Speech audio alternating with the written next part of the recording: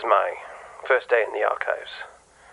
I spent some time wandering the stacks, failing to get a bearing for the place. While walking, I found myself suddenly drawn to this old recording. Someone recounting a year in their life long gone.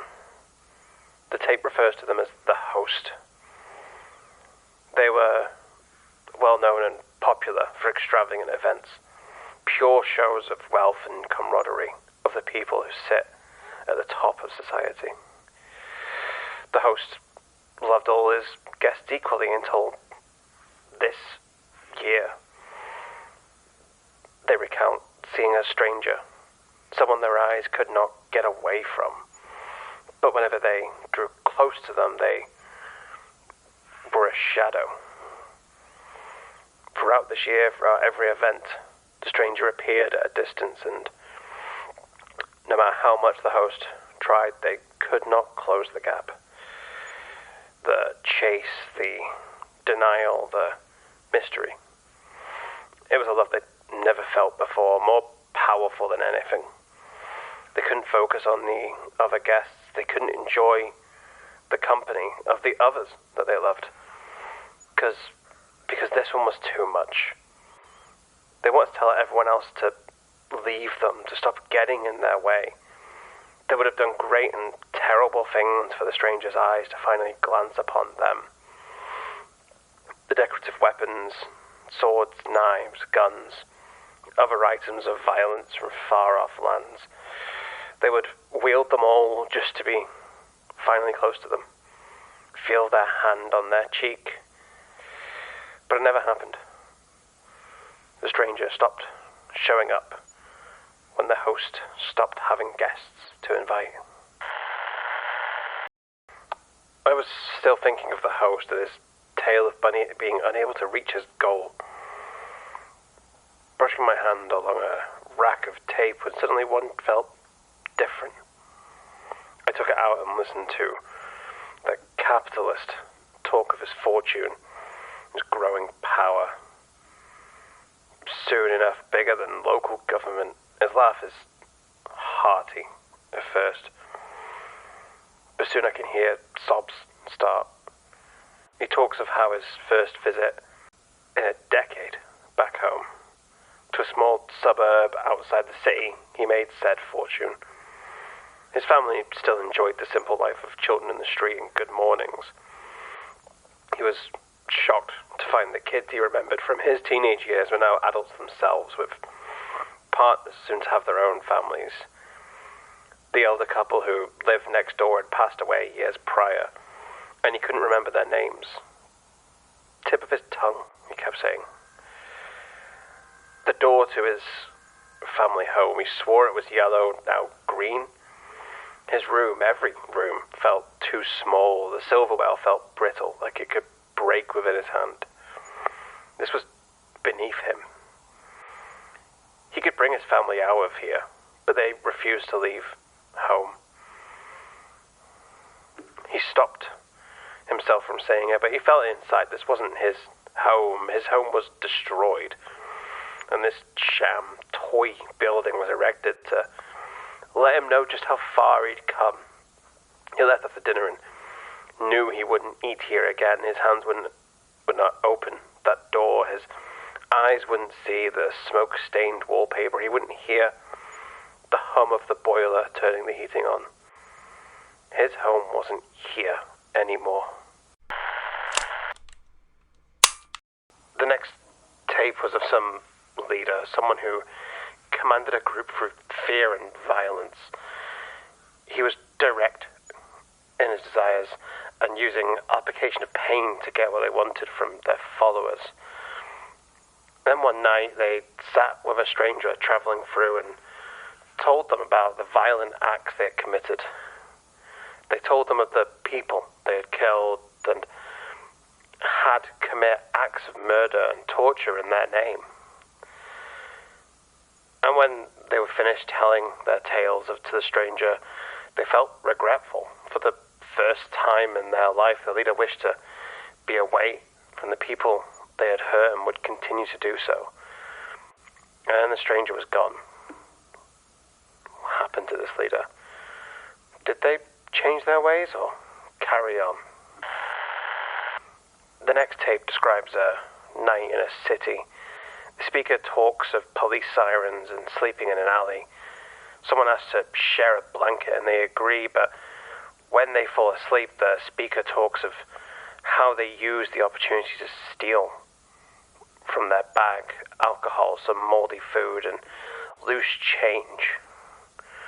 They leave at some point, bodily functions and all, but when they return, the person is gone. Too dark to remember their face. Did they know about them stealing from them? The deceiver felt tested somehow. The next recording felt like it was waiting for me more than the others. It was older than any others I'd heard and seemed to be only an excerpt. The speaker was in the middle of describing something. As I listened, I figured out it was the end of a people. The end of their people. They remain the only survivor. They talk of their community's exclusion from wider society, from the denial of things they needed to violence and attacks. Eventually, they are all that remain, and they know they need to abandon everything they knew and become something else. The only way for their people to survive was for them to fully die out, keeping the ways alive in memory alone. I'm starting to see a pattern emerging in these tapes. People with choices or power facing decisions.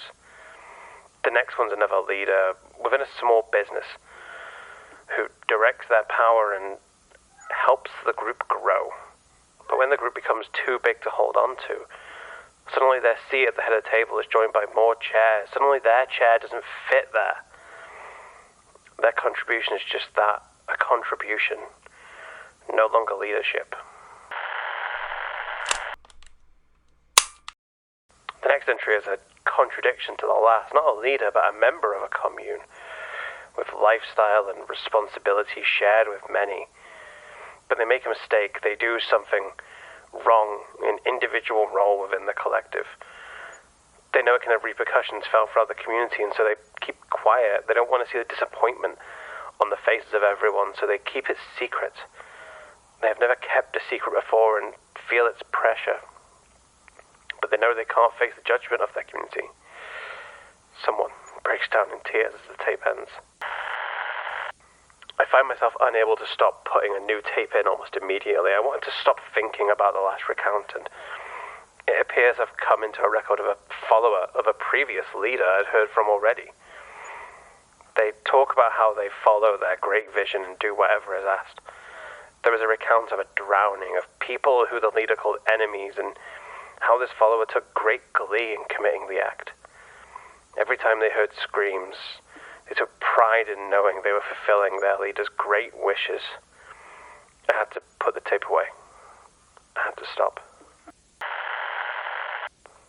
This entry sounds familiar.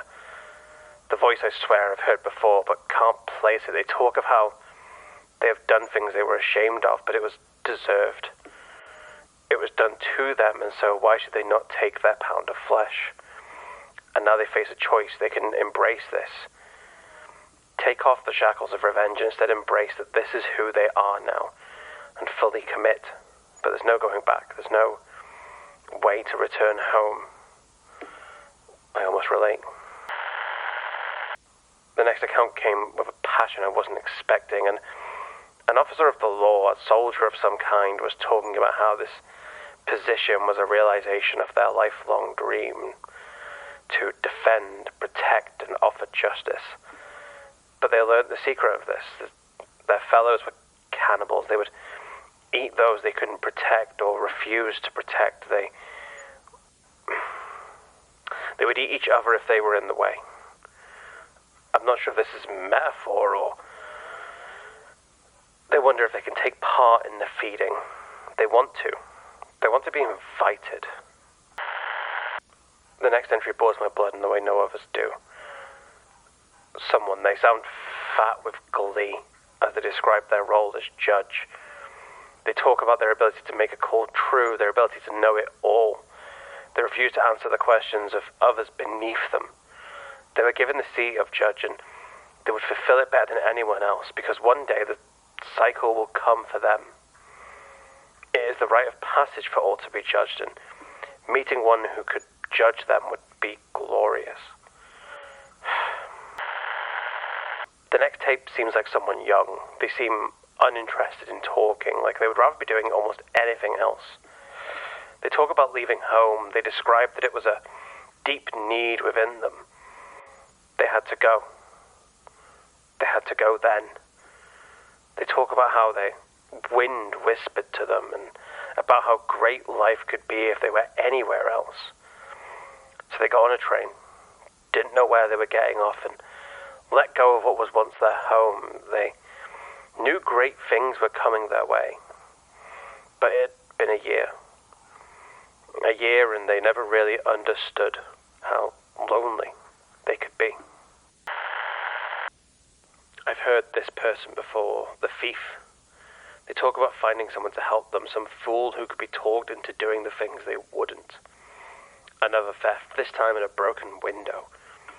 As they tried to steal something from inside, the fool, as they call them, would help get them inside, potentially take the fall if it goes wrong.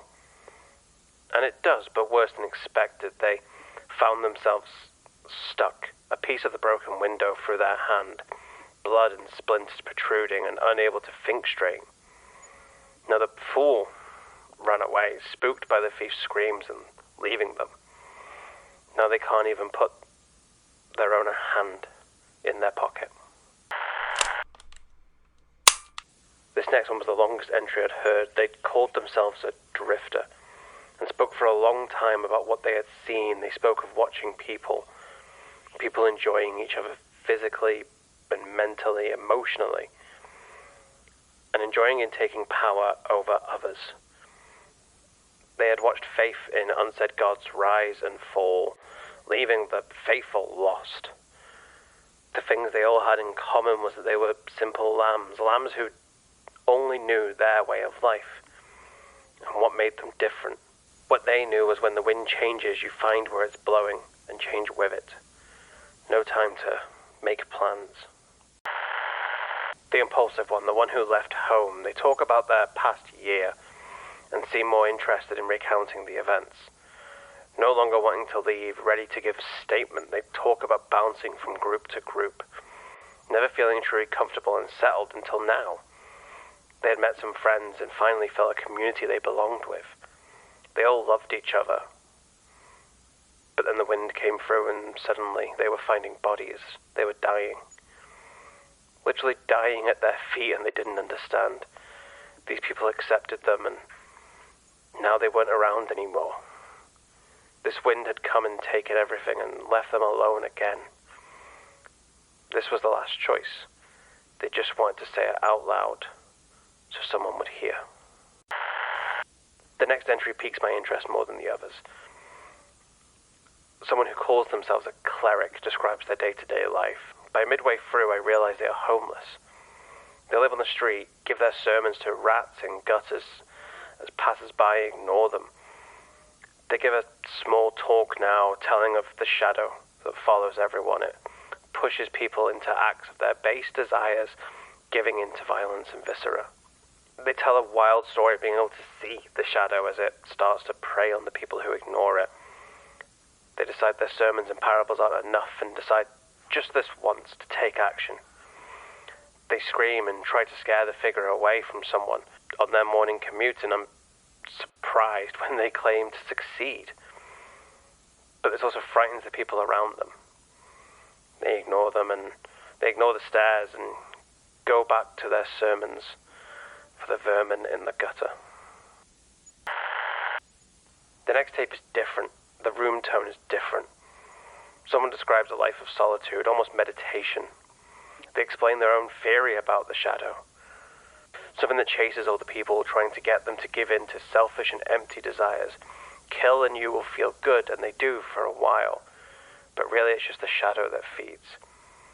They talk about friends, confidants, who have had their own experiences with the shadow, and how they wished to bring them together and establish a group to help fight it, collecting evidence and inquest into how it moves through the world and influences. But they have a worry that the shadow will find them and somehow put an end to their work. The Drifter again. Strange how I found myself almost scared to hear what they have to say this time. And I had my fear proven correctly.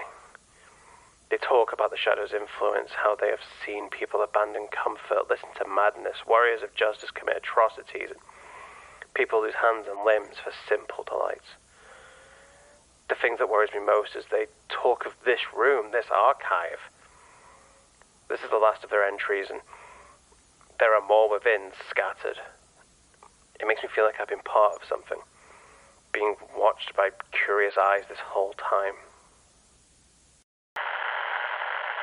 This is my own entry for the archives. I've listened to the stories and can see the shape of this so-called shadow.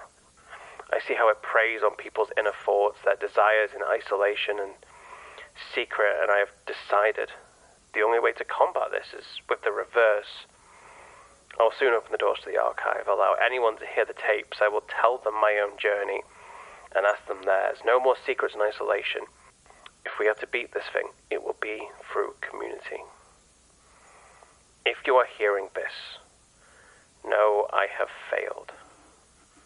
Signing off, August Green.